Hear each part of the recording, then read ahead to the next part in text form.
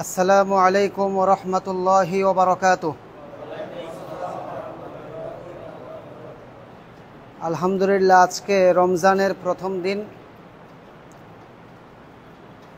আর আজকের এই কোরআন ক্লাসটাও প্রথম ক্লাস। আমি 2022 সাল থেকে 22 সালের রমজান মাস থেকে নিয়মিত এই কোরআন ক্লাস করাচ্ছি। 22, 23, 24 শেষ, এটা ইনশাল্লাহ 2025 সাল। তো গত 3 বছরের অভিজ্ঞতার আলোকে মাত্র 20 দিনে ইনশাল্লাহ আপনাদেরকে আমি কোরআন A to Z অন্তত 70% শিক্ষা দিতে পারবো বলে আমি বিশ্বাস করি। আল্লাহ আমাকে তৌফিক দান করুন, বলি আমিন। 22, 23, 24 এই 3 সালে কোরআন ক্লাসে ছিলেন এরকম কেউ আছে? একজন, মাশাআল্লাহ, আলহামদুলিল্লাহ। আপনি একটু দাঁড়ান তো। 3 বছরে কি অভিজ্ঞতা অর্জন করলেন?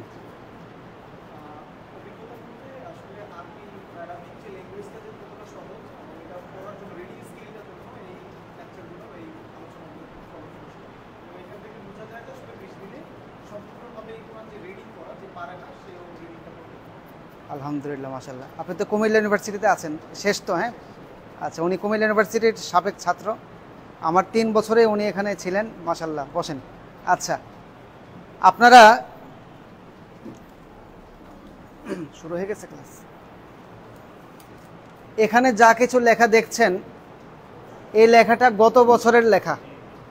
গত বছরের রমজানের 20 নাম্বার ক্লাসে গিয়ে আমি এই লেখাটা লিখেছি। অনেকে ভয় পাচ্ছেন, এত ছোট লেখা, চোখে দেখি না, বুঝি না কিভাবে কি হবে। এটা গত বছরের 2024-এর রমজানের প্রথম দিন থেকে 20তম দিন পর্যন্ত ক্লাস করিয়ে এসে 20তম ক্লাসে আমি সবাইকে এই সব জিনিসগুলো শিখিয়েছি, আলহামদুলিল্লাহ। তো আমি এটা এইভাবেই রেখে দিয়েছি। আজকে যখন ওই জায়গায় যেভাবে রাখছি, আমার রুমে 1 বছর এভাবেই ছিল, আমি ধরেও নাই, কিছু নাই, এজন্য এটা মোছাও হয় নাই। হ্যাঁ, আজকে যখন বোর্ডটা নিয়ে এসে দেখলাম যে লেখাটা আগের মতোই আছে, তো আমি ভাবলাম এটা আর না মুছি, এখান থেকেই আপনাদেরকে এই জায়গাটাতে, এই খালি স্পেসটাতে বুঝাইয়ে দেব। তাহলে আপনাদের পিছনের রিভিউগুলো মনে থাকবে, পাশাপাশি এখানে নতুন করে কি পড়াচ্ছি এটাও কি আপনাদের মনে থাকবে ইনশাআল্লাহ। আমার কথার আওয়াজ কি সবাই শুনতে পাচ্ছেন? আর লেখাটা কি সবার দিকে যাচ্ছে? এই জায়গাটা অথবা লেখা টুকটাক বুঝতে পারতেছেন? আমি এখানে বড় করে লিখব, আপনারা কি বুঝতে পারবেন সবাই? আচ্ছা, ইনশাল্লাহ। আগে কয়েকটা নিয়ম বলে রাখি।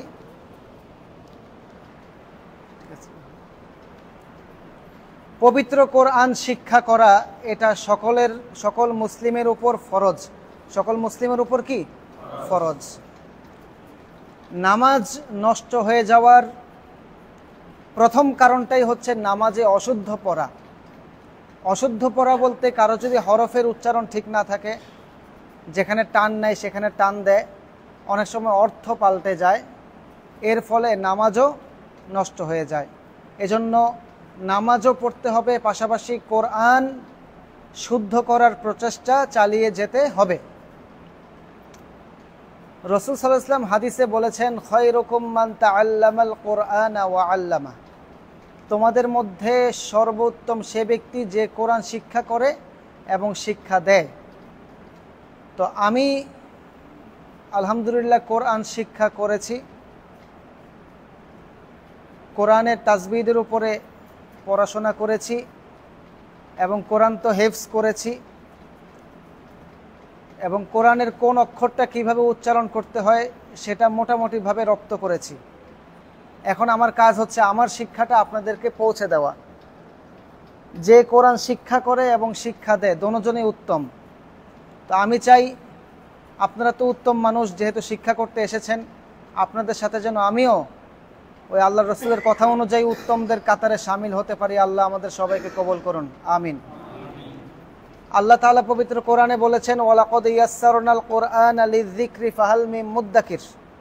এই কোরআনটা তোমাদের জন্য সহজ করে দেয়া হয়েছে, তবুও কি তোমরা বুঝবে না, চিন্তা ভাবনা করবে না? তাহলে আল্লাহই বলেছেন এই কোরআনটা কি সহজ। এই কারণে 6-7 বছর 8 বছর বয়সী ছেলে মেয়েরা এরা দেখা যায় যে স্কুলে পড়ে একটা কবিতা লিখতে হাত ভেঙে যায়, একটা কবিতা মুখস্থ থাকে না। প্রথম সাময়িকে যে কবিতাটা মুখস্থ করলো, বার্ষিক পরীক্ষায় ওই কবিতা কি মনে থাকে না। তাও পরীক্ষার মধ্যে 10 লাইন আসলে ওই 10 লাইনও ঠিকভাবে লিখতে পারে না, কোথায় থামতে হবে, কোথায় দাড়ি কমা, এগুলো তারা মনে রাখতে পারে না। কিন্তু সেম এইজের সেম বয়সী একটা বাচ্চা এই 8-9 বছর বয়সে কি হাফেজ হয়ে যায়। আপনারা দেখছেন তো সবাই। ডাক্তার সাহেব আপনি একটু এখানে এসে দাঁড়ান। এই যে উনি, আপনার নামটা? নামটা ডাক্তার মোহাম্মদ বশিরুল আলম। হ্যাঁ, ডাক্তার মোহাম্মদ বশিরুল আলম। উনি এখানে সেবা হোমিও হলের ডাক্তার। আপনার বাচ্চা? আমার বাবুর নাম হচ্ছে হালিমাতুস সাদিয়া, উনি 5 মাসে হাফেজ হয়েছে। হ্যাঁ, ওনার মেয়ে বাচ্চা একমাত্রই বাবু, নাম হচ্ছে হালিমাতুস সাদিয়া। বয়স কত এখন? 9 বছর। 9 বছর চলে, মাত্র 5 মাসে পুরো কোরআন শরীফ মুখস্থ করে ফেলছে। তো এটা একটা অলৌকিকতা না? হ্যাঁ, 5 মাসে তো মানুষ কোরআন শরীফ শিখতেই পারে না, আর পুরো 5 মাসে কোরআন শরীফ মুখস্থ করে ফেলছে। ওই মেয়ে বাচ্চার বয়স এখন মাত্র 9 বছর। আলহামদুলিল্লাহ, আল্লাহ রাব্বুল আলামিন ওনার মেয়েকে একজন সত্যিকারের হাফেজা, আলেমা এবং জান্নাতে যেন খাদিজাতুল কুবরা আয়েশা সিদ্দিকার উত্তরসূরি হওয়ার তৌফিক দান করুন। পাশাপাশি আমাদের মা বোনদের সবাইকে আল্লাহ তাআলা কবুল করে নিন, আমিন। ইসলামী ফাউন্ডেশনের অনুযায়ী এই কুমিল্লাতে সর্বপ্রথমে মেয়ে বাবু হিসাবে নাকি হাফেজ হয়েছে। আর ইসলামী ফাউন্ডেশনের যে তালিকা এবং জরিপ, এই জরিপে ওনার মেয়েই এই কুমিল্লা শহরে এত কম বয়সে হাফেজি শেষ করছে আর কি। আলহামদুলিল্লাহ। যাক, বসেন। মাশাআল্লাহ। তাহলে আপনারা বুঝতে পারলেন তো, কোরআনটা আমাদের জন্য একেবারেই সহজ।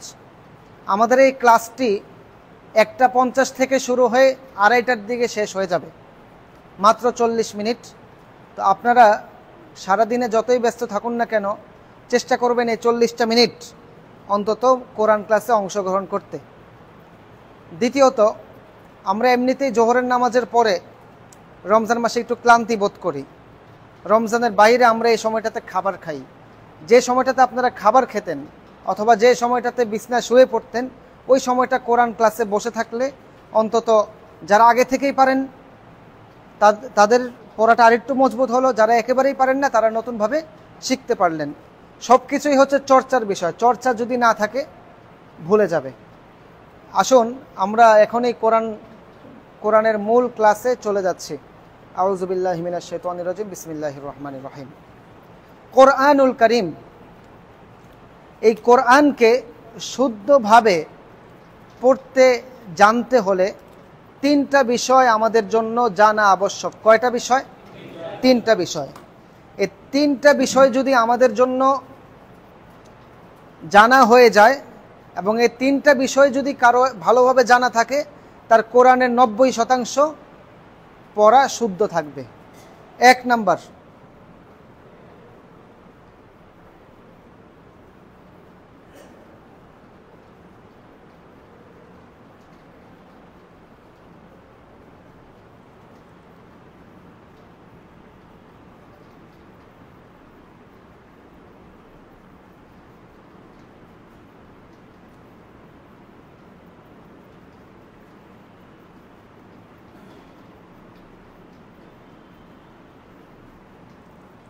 কি লিখলাম? হরফের পরিচয় ও উচ্চারণ। মানে কোন হরফটা কি, কোনটা আলিফ, কোনটা বা, কোনটা তা, কোনটা সা, এটা চিনতে পারা এবং এটা উচ্চারণটা কিভাবে হবে। আলিফের উচ্চারণ কেমন, আইনের উচ্চারণ কেমন, এগুলো চিনতে পারা, এটাই হচ্ছে মূল হরফের পরিচয় ও উচ্চারণ। 2 নম্বরে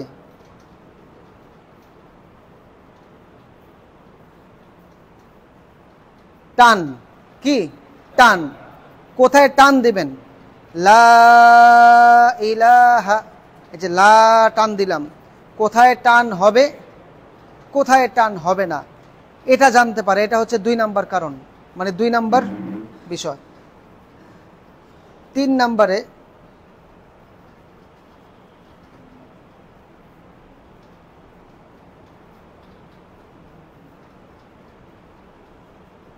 গুন্নাহ। কি গুন্নাহ? গুন্না বলা হয়, গুন গুন করাকে গুন্না বলে। গুন্না কাকে বলে? গুন গুন করাকে গুন্না বলে। একটা শব্দকে আপনি ধরে রাখলেন, যেমন ইন্না আ'তাইনাকাল কাউসার, এই যে ইন বলে যে নুনে ধরে রাখলেন, এটা একটা গুন্না। তাহলে কোরআন শরীফ শুদ্ধভাবে পড়তে হলে 3টা বিষয় জানা আবশ্যক। কয়টা বিষয়? 3টা বিষয়। হরফের পরিচয় ও উচ্চারণ। হরফের পরিচয়, উচ্চারণ। 2 নম্বরে টান। 3 নম্বরে গুন্না। হরফের পরিচয়, উচ্চারণ। 1 নম্বরে কি?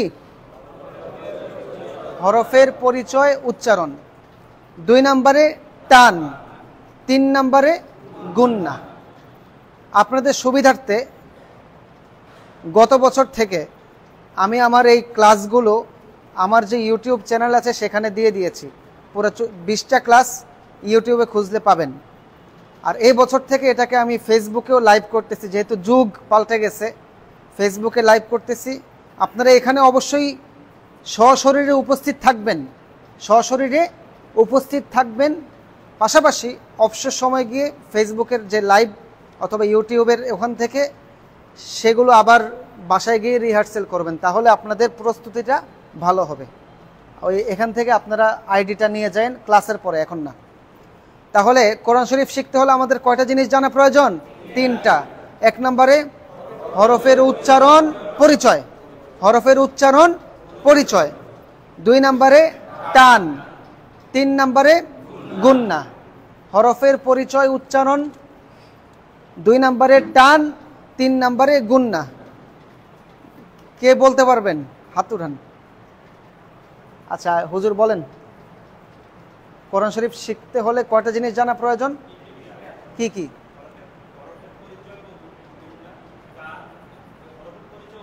হ্যাঁ, টান, গুন্না। হরফের পরিচয়, উচ্চারণ, টান, গুন্না। হরফের পরিচয়, উচ্চারণ, টান, গুন্না। তো পরিচয়ের মধ্যে উচ্চারণ শেখা হয়ে যাবে, কারণ উচ্চারণ না শিখে তো আমি আপনাদেরকে পরিচয় করাতে পারবো না। কথা বুঝছেন কি না? যেমন একটা বাচ্চাকে যে জীবনে কাঁঠাল দেখে নাই, আগে কাঁঠালটাও দেখাবেন এবং এটার নাম যে কাঁঠাল এবং এটা কিভাবে উচ্চারণ করতে হবে সেটাও তাকে কি শিখিয়ে দিতে হবে। তাহলে এটা তার নলেজে থাকবে। রাস্তাঘাটে হাঁটার সময় গাছে দেখলে বুঝবে যে এটা কি কাঁঠাল। ঠিক তেমনই আমাদেরকে আগে হরফের উচ্চারণ শিখতে হবে। তাহলে এই 3টা বিষয়ের আলোকেই আমার পথ চলা। এই 20 দিনে আমি আপনাদেরকে এই 3টা বিষয় শেখাবো। আর 4 নম্বরে বিবিধ কিছু নিয়ম আছে, এগুলো হচ্ছে বিচ্ছিন্ন। এর এখানে বিবিধ লিখে দিলাম, মানে বিচ্ছিন্ন কিছু নিয়ম, যেগুলো একক নিয়ম। এখানে আছে, এগুলো সবই আছে। আমি যা যা পড়াবো সব এগুলোর মধ্যেই থাকবে। তবে এখানে লেখা থাকলেও এগুলো পড়ানোর যে পদ্ধতিটা, এটা আমার একটু ভিন্ন। এজন্য ক্লাসে উপস্থিত থাকতে হবে এবং পড়াটা বুঝতে চেষ্টা করতে হবে ইনশাআল্লাহ। এমন না যে যা পড়াইছে সব তো এখানে লেখাই আছে, আমি ছবি তুলে নিয়ে গেলাম বাস। না, এটাতে আপনারা সফল হবেন না। কথা বুঝছেন কি না? ডাক্তারির বই দোকানে পাওয়া যায় না, আপনারা কিনে নিয়ে ঘরে বসে পড়লে কি ডাক্তার হয়ে যাবেন? হবেন না। আর হলেও আপনাদের কাছে কেউ যাবে চিকিৎসা করতে? যাবে না। আচ্ছা, আমার মূল পড়া শুরু হচ্ছে। এটা হচ্ছে 3টা বিষয়: হরফের পরিচয়, উচ্চারণ, টান, গুন্না আর বিবিধ। বিবিধের মধ্যে অনেকগুলো বিচ্ছিন্ন নিয়ম আছে, সেগুলো আমি পড়াবো ইনশাল্লাহ। তাহলে এটা আমি মুছে দিচ্ছি।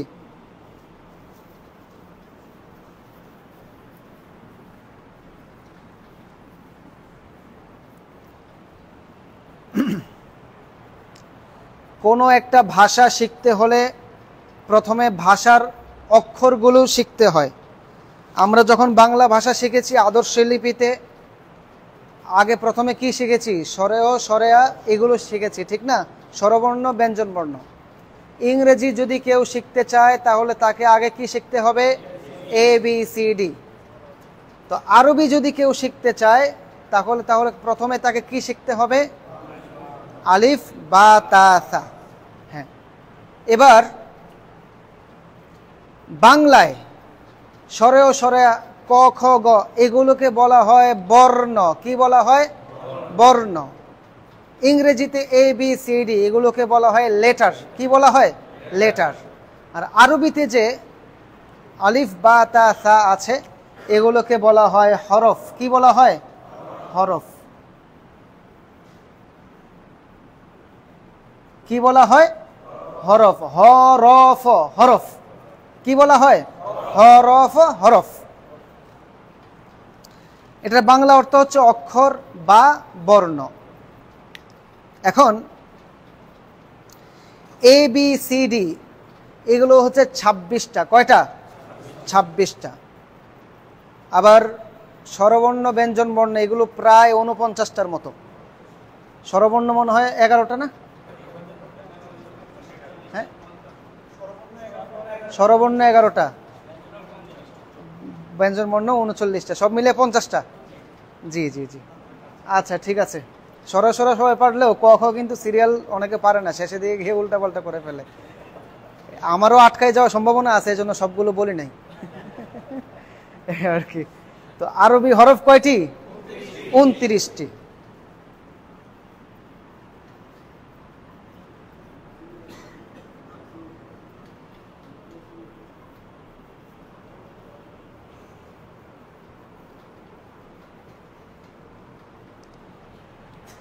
আমার এই হাতের গুলোও আমার, হাতের লেখা আমার, এই হাতের লেখাগুলোও কি আমার।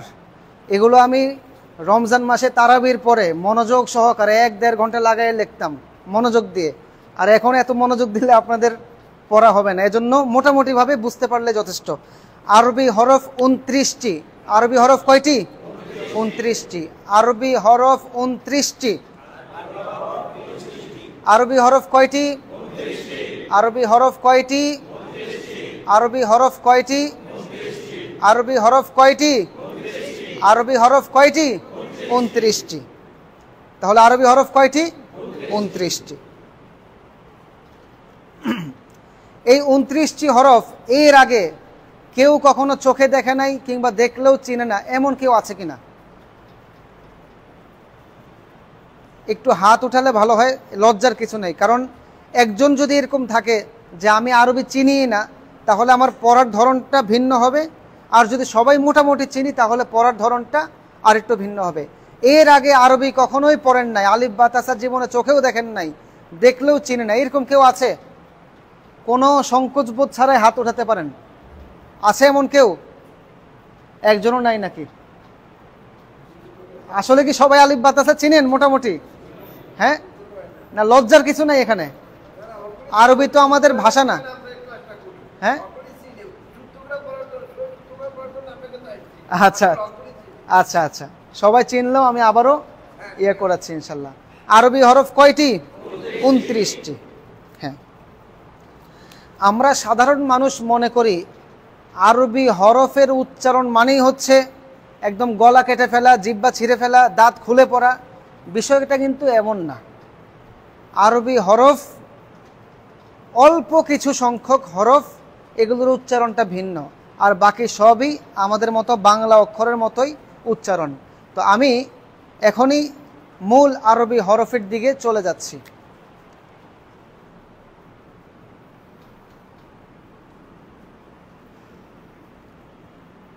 আরবি হরফের প্রথম হরফটার নাম কি? আলিফ। আলিফ। আলিফ এটা শুধুমাত্র একটাভাবে টান দিলেই এটা কি? আলিফ। এই টানটা সবাই দেখতেছেন তো? জি। এর পরের অক্ষরের নাম কি? বা।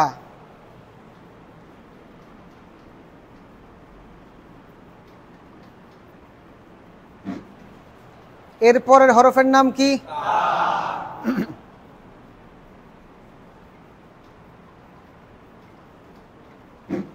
এর পরে হরফের নাম কি?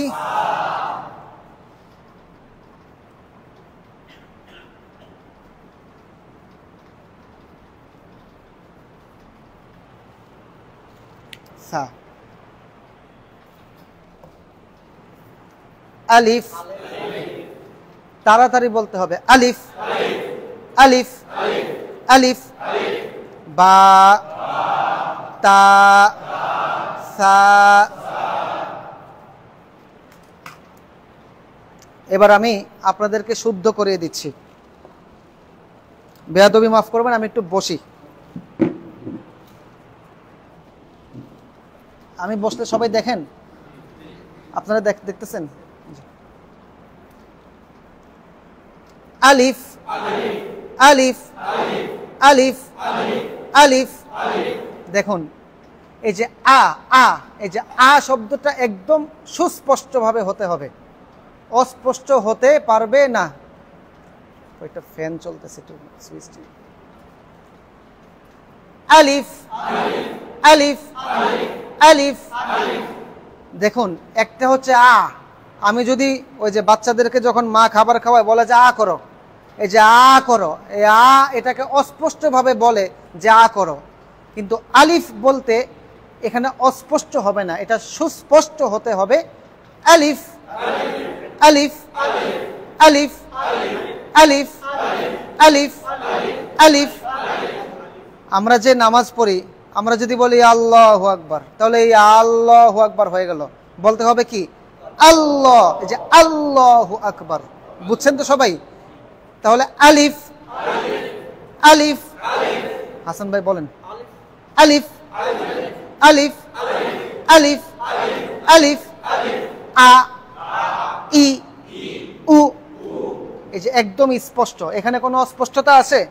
মুখে কোনো হালকা অবস্থা থাকতে পারবে না, যে আলিফ, হ্যাঁ আলিফ জবর আ, আলিফ জেরি, আলিফ পেশ উ, এভাবে না।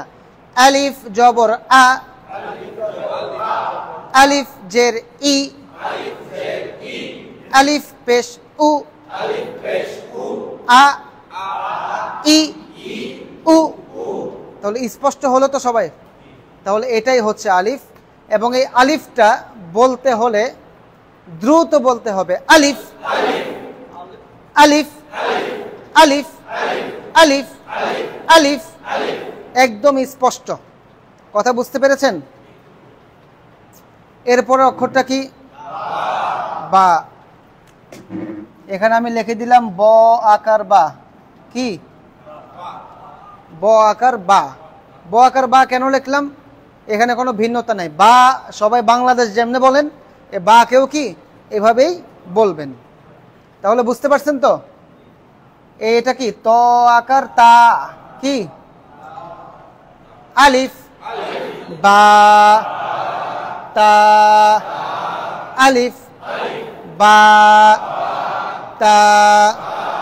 তাহলে এগুলো হচ্ছে স্বাভাবিক অক্ষর। কিসের অক্ষর? স্বাভাবিক। এগুলোর ব্যবহার বাংলাতেও আছে, বাংলাতেও আছে যে বা, বাংলা বা, তা, হ্যাঁ তায়ের, আমরা যেভাবে তায়ের কথা বলি, এই তাও সেম সাধারণ উচ্চারণেই হবে। এখন এই যে সা, এটাকে একটু স্কোয়ার করে দিলাম,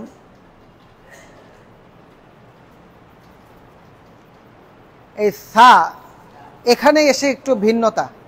আমি বলেছি সব অক্ষরের মধ্যেই যে ভিন্নতা আছে বিষয়টা এমন না, হাতে গোনা কয়েকটা অক্ষরে একটু ভিন্নতা আছে। এবারে সায়ের উচ্চারণটা আমাদেরকে ভালো করে শিখতে হবে। সবাই প্রস্তুত নেন, সবাই সবার জিহ্বা রেডি করেন। জিহ্বা রেডি আছে? সবার মুখের সামনে দাঁত আছে তো সবার? হ্যাঁ, দাঁত পড়ে গেছে এরকম মুরব্বী মনে হয় নাই। দাঁত পড়ে গেল, সামনের দুইটা আছে কিনা দাঁত সবার? হ্যাঁ, আচ্ছা। সামনের যে দুইটা দাঁত, সামনের উপরের যে দুইটা দাঁত, একদম নাক বরাবর যে দুইটা দাঁত আছে, এগুলোকে সহজ বাংলায় বলে কোদাল দাঁত। কি দাঁত? নাম শুনছেন নি? ওই যে কোদালের যে ইয়াটা আছে, এটার মধ্যে দেখতে সামনের এই দুইটা দাঁত।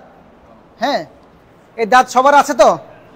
হ্যাঁ, আপনার আসেনি? আচ্ছা আচ্ছা।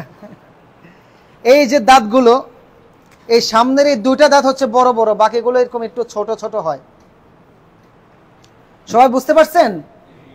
আচ্ছা, এই যে দাঁতগুলো, এখানে যে দুইটা দাঁত আছে, ওই দাঁতের পেছনে মানে ভেতরের অংশে, সামনের, সবাই বলেন সামনের, উপরের দাঁতের পেছনে। রোডঘাট চিনবেন তো, সামনে উপরে পেছনে। আপনাদেরকে যদি বলা হয় এখান থেকে ছোটরা কেমনে যাবো, যেমন আমি বলে দিলাম যে সোজা গিয়ে বামে, বামে গিয়ে ডানে, ডানে গিয়ে আবার একটু ওইদিকে, তাল হারায় ফেলবেন। এই যে তালটা ঠিক রাখেন, সামনে মানে দাঁত তো আমাদের সামনেই আছে। এবার উপরের তলায় ওঠেন, উপরের যে দুইটা দাঁত আছে এই দাঁতের পেছনে আপনাদের জিহ্বাটা লাগান। দাঁতের দুই দাঁতের পেছনে জিহ্বা লাগান, উচ্চারণ করবেন না, এমনি লাগান, লাগাই বলেন যে লাগাইছেন। এই যে সবাই ই করেন তো, শরমে কিছু না, ই করেন, ই করছেন। সামনের যে দুইটা দাঁত আছে নাকের ছিদ্র বরাবর, এই দুইটা দাঁতের পেছনে জিহ্বাটা লাগান, লাগিয়ে ওখান থেকে বলেন সা, নরম করে সা। ওখানে টাচ লাগাবেন, টাচ লাগিয়ে আ করে বলে ফেলবেন সা সা সা। একটু নরম হয়েছে তো, সা। একটা হচ্ছে শক্ত সা, এভাবে বললে হবে না, বলতে হবে সা সা সা। আলিফ বা তা সা। সায়ের উচ্চারণ কোথায়? সামনের বড় বড় দুই দাঁতের পেছনে জিহ্বা লাগিয়ে সেখান থেকে সা বলে ছেড়ে দিতে হবে। সা সা সা। একটু হালকা বাতাসের মতো সফট উচ্চারণ হবে। আলিফ বা তা সা। আলিফ বা তা সা। আলিফ বা তা সা। এই যে বা তা সা, এই তিনটা দেখতে একই রকম না? যেমন আমি যদি আপনাদেরকে এভাবে একটা টান দিয়ে দিলাম নৌকার মতো, কথা বুঝছেন? এভাবে একটা শুধু টান দিলাম, কিছুই দিলাম না, কিছুই দিছি। এই যে ফোঁটাগুলো দেখতেছেন এগুলোকে বলা হয় নুকতা। কি বলা হয়? নুকতা। কি বলা হয়? বাংলা লিখে দেয়, এই যে নোক্তা।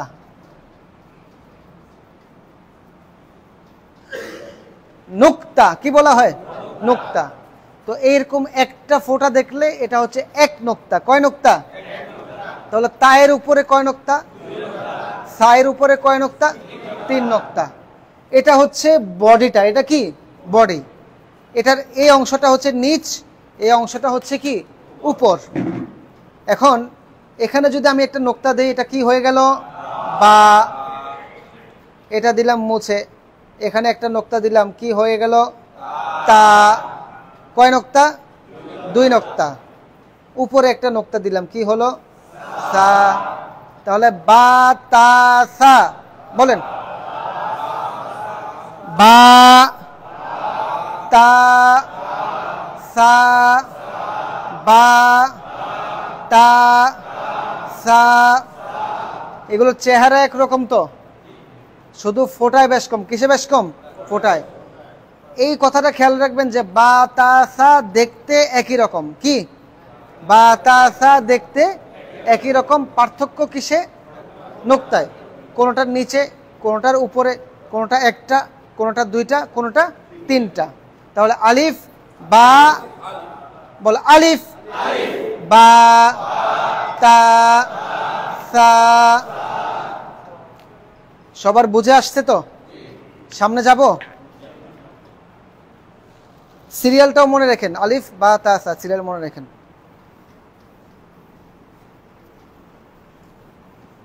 এখন আপনাদের মনে হচ্ছে যে হুজুর এত স্লোলি আগাইলে 20 দিনে আপনি কি পড়াবেন, এরকম মনে হয় না?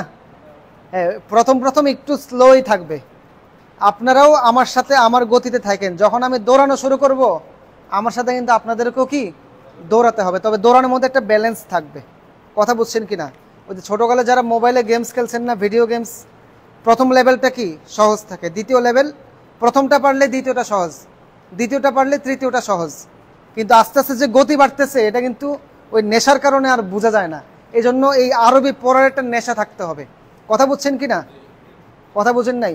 আমাদের যে দিনগুলো, এই যেমন কালকে একটা রোজা গেল, সামনে আরেকটা রোজা আসবে, এরকম এরকম করতে দেখবেন যে কোন দিক দিয়ে 30টা রোজা হয়ে গেছে, আমরা টেরও পাই না। আমাদের প্রত্যেকটা দিন তো এভাবেই চলে যায়, ঠিক না? পরে দেখে যাবে আরে এটা তো আজ থেকে আরো 12 বছর আগের কথা, এরকম মনে হয় না? জি। তাহলে আলিফ, বা, তা, সা, সবাই ওকে তো? আচ্ছা, এবার আসুন, এর পরের অক্ষরের নাম কি সবাই জানেন তো? জিম।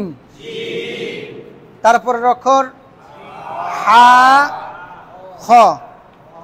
এই তিনটা একই রকম। হ্যাঁ,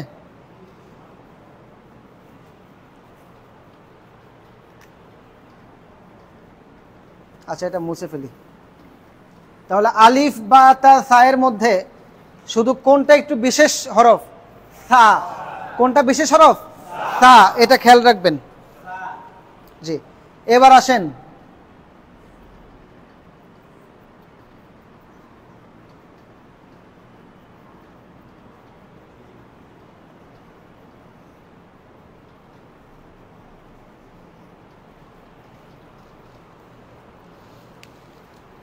এটা হচ্ছে বডি।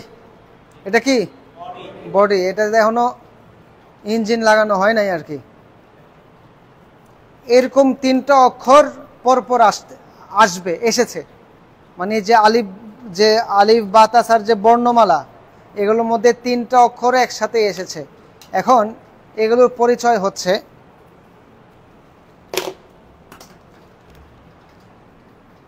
এখানে একটা ফোঁটা দিলাম, এটাকে খালি রাখলাম, এখানে একটা ফোঁটা দিলাম, বাস। কয়টা অক্ষর হয়ে গেল? তিনটা অক্ষর। তাহলে বা তা সা এটা দিয়ে তিনটা অক্ষর, শুধু এমনি একটা টান হবে, নোক্তা পরিবর্তন, তিনটা অক্ষর হয়ে গেল। এখানেও জিম হা খ, শুধু নোক্তা পরিবর্তন, কিন্তু বডি একরকমই থাকবে। এই অক্ষরটার নাম কি? জিম।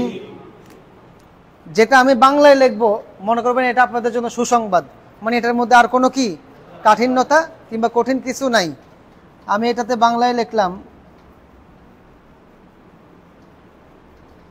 না বরিগা জোর উচ্চারণটা একটু নর্মাল হয়, অন্তস্থ জ। Gym, gym. জয়ের উচ্চারণ শক্ত করবেন, জ আছে না জ, এই জয়ের উচ্চারণটাকেই মজবুত ভাবে জিমের উচ্চারণ হবে।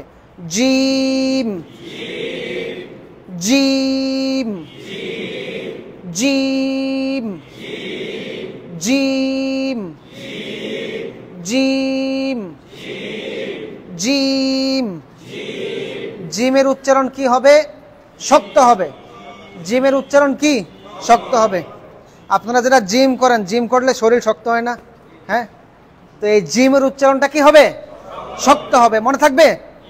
Gym, gym, gym, gym.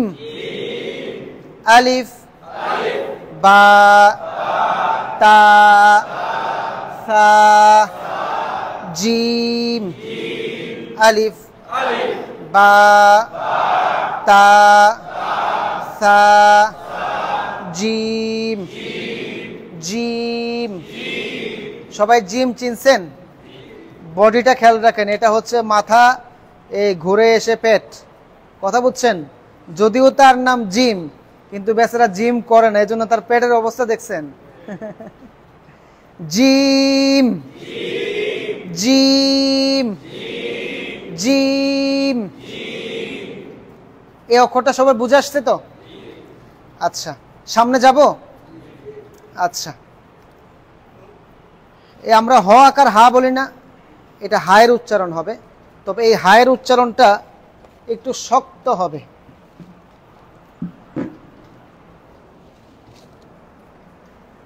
হা,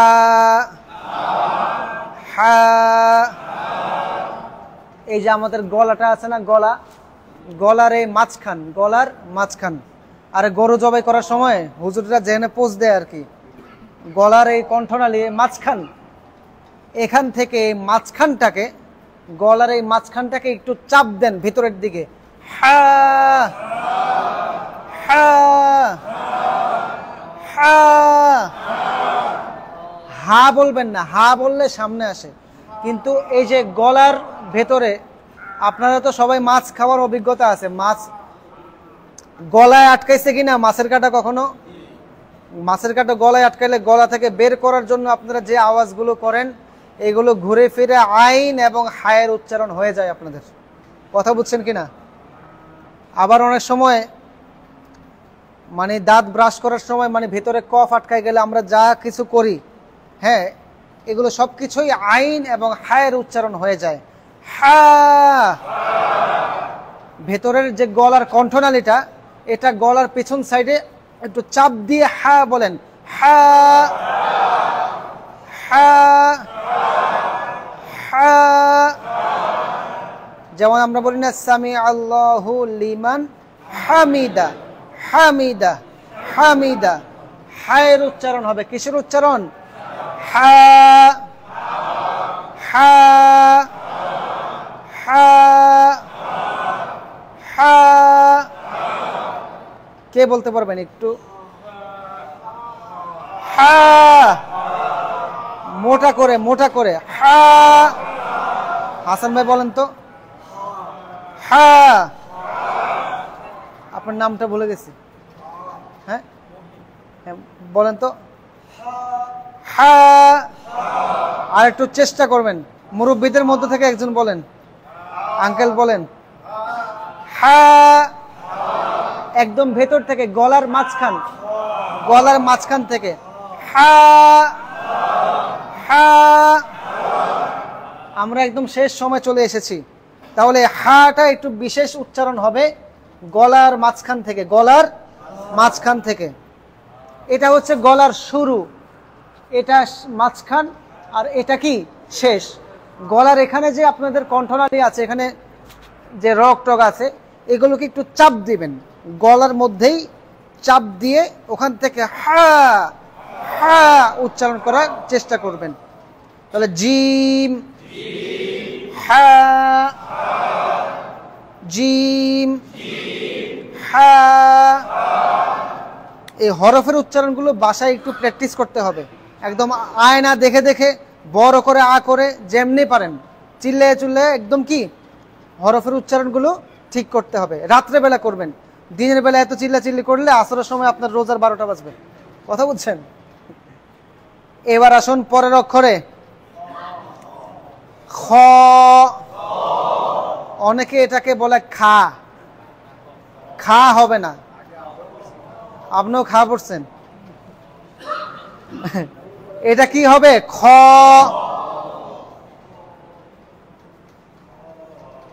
খ খ। এবার একটু মনোযোগ দেন। আমরা যে ক খ পড়ি না, ক খ গ ঘ উম, যে আমরা যে খ পড়ি, এই বাংলা খ আর আরবি খ এর মধ্যে খানিকটা পার্থক্য আছে। কি আছে? পার্থক্য আছে। আপনাদের মুখের মধ্যে কখনো আশ ঢুকছে কিনা? আশ, হ্যাঁ, কোনো কিছু আশ গলার মধ্যে আটকাইছে কিনা? তো আটকাইলে আমরা এটা বাইর করে কিভাবে এরকম করি না? কিংবা কফ আটকাইলে কিংবা থুতু আটকাইলে আমরা যে করে এই যে উচ্চারণটা করি, এটাই হচ্ছে খ এর উচ্চারণ। কিসের উচ্চারণ? খ। সবাই মনে করেন যে আপনাদের গলার ভিতরে কফ আটকাইছে। খ খ খ বলবেন না, খ খ খ বললেও হয়ে যাবে, কিন্তু খ বলাটা এটা আরবি হরফের উচ্চারণের সৌন্দর্য। কথা বুঝতে পেরেছেন? খ খ খ, আলিফ বা তা সা জিম হা, খ জিম হা, খ খ খ খ। সবাই বুঝতে পেরেছেন? আমাদের সময় শেষ। আমি আর 1 মিনিট সময় চেয়ে নিচ্ছি, 1 মিনিট 2 মিনিট, তাহলে আমরা আরো 2টা অক্ষর শেষ করে ফেলতে পারবো। কারণ আমার তো একটা টার্গেট আছে যে কোন অক্ষর পর্যন্ত আমার স্টেশন। তাহলে এই 3টা অক্ষর গেল তো। হ্যাঁ, এরপরের অক্ষরের নাম কি? ডাল। ডাল দেখতে কেমন দেখেন? এই ডাল, ডালের উপর একটা নোক্তা দিয়ে দেন, হয়ে যাবে কি? আপনি জাল দিছেন, জাল না, এটা বলতেছি জাল হবে, জাল নরম করে আসতেছে। আচ্ছা, আগে আপনার ডালটা চেনে নেন। সবাই বলেন দ আকার দা, ল, ডাল, ডাল, ডাল। এখানে কোনো ভিন্নতা নাই, যেমনে সেম নেই। এবার আসেন এটাতে, সবাই রে সা পড়াইছি তো। হ্যাঁ, সা পড়াইছি না? ওই যে দাঁতের, হ্যাঁ, ওই জায়গায় এই জালটাকে আবারও সেম ওই জায়গায় নিয়ে যান। কারণ সা যেখান থেকে উচ্চারিত হয়, জাল ওখান থেকে উচ্চারিত হয়। কথা শুনেন, এটাকে অনেকে এতদিন পরে আসছেন জাল, ভুল। আপনি যে জাল বলছেন, এই বলাটাই জাল। জাল টাকা যেরকম টাকা না, এই জালকে জাল বলাটাও কি? এটা জাল না। কথা বুঝছেন কিনা? আবার অনেকে এই জালকে পুকুরে ফেলাইছেন, এটাও ভুল। পুকুরে ফেলানো বুঝেন, মাছ ধরতে জাল ফেলায় না, এটাও ভুল। কথা বুঝছেন কিনা? আবার অনেক মহিলা এটারে জাল দেয়, তরকারি যে জাল দেয় এরকম দেয়। কোনোটাই হবে না, সবগুলোই ভুল। হবে কোনটা? আপনাদের যে দাঁত আছে, আমারও দাঁত আছে, এই দাঁতের পেছনে জিহ্বাটা লাগিয়ে সা যেভাবে বলছি ঠিক সেভাবে আপনি এটাকে জাল, জাল। এতদিন যাবত অনেকেই জালের উপর জুলুম অত্যাচার করছেন। এই বেচারা নরম একটা অক্ষর, অথচ এটার আসার মেয়েরা, হ্যাঁ, এটার উপর চাপ প্রয়োগ করে এটার উপর অনেক জুলুম করছেন। আপনারা এই জালের কাছে মাফ চাইেন, ঠিক আছে? এই মাফ চেয়ে এবার জালের যে সঠিক উচ্চারণটা, অপাত্রে পাত্রদান, জাল যেখান থেকে উচ্চারণ করার কথা ছিল আপনারা ওখান থেকে করেন না, তারা অন্য জায়গায় রাখছেন। এখন পাত্রে পাত্রদান করতে হবে। জালের পাত্র কোথায়? এই ডাল, এই যে দাঁত আছে, সামনের যে 2টা দাঁত আছে, দাঁতের পেছনে এই যে 2টা দাঁত, দাঁতের পেছনে এই জিহ্বা লাগান। জিহ্বা লাগিয়ে সেখান থেকে জাল, জাল, জাল। কয়টা হলো হরফ গণেন? আলিফ, বা, তা, সা, জিম, হা, খ, দাল, জাল। কটা হয়েছে? হ্যাঁ, আলিফ, বা, তা, সা, জিম, হা, খ, দাল, জাল। 9টা হরফ আপনাদের শেখানো হলো। আর আছে কয়টা? 20টা। 20টা ইনশাল্লাহ কালকে চেষ্টা করব শেষ করতে। আপনি অবাক হয়েন না, কারণ আমি আজকে এক্সট্রা কথা বলছি 10-15 মিনিট। তো এই সময়টা কালকে হরফ চেনার মধ্যে চলে যাবে। আর আমাদের জন্য স্বাভাবিক বাংলা কয়েকটি অক্ষর আছে, যেমন কাফ, লাম, মিম, নুন। এগুলো তো শুধুমাত্র বলে গেলেই হয়ে যাবে। তো ইনশাল্লাহ আপনারা, আমি দোয়া করব এবং আমি আশা করব আপনাদের কাছ থেকে যে আপনারা যেভাবেই হোক এই ক্লাসে উপস্থিত থাকবেন। এই ক্লাসটা আপনাদের কাছে বিরক্তকর লাগছে? ক্লাসে মনোযোগ ধরার জন্য আমি অনেক সময় কিছু রসিকতা করেছি, এগুলো আমাদের ক্লাসেরই অন্তর্ভুক্ত। কথা বুঝছেন কিনা? হ্যাঁ, তো ঠিক আছে, আজকে এই পর্যন্তই।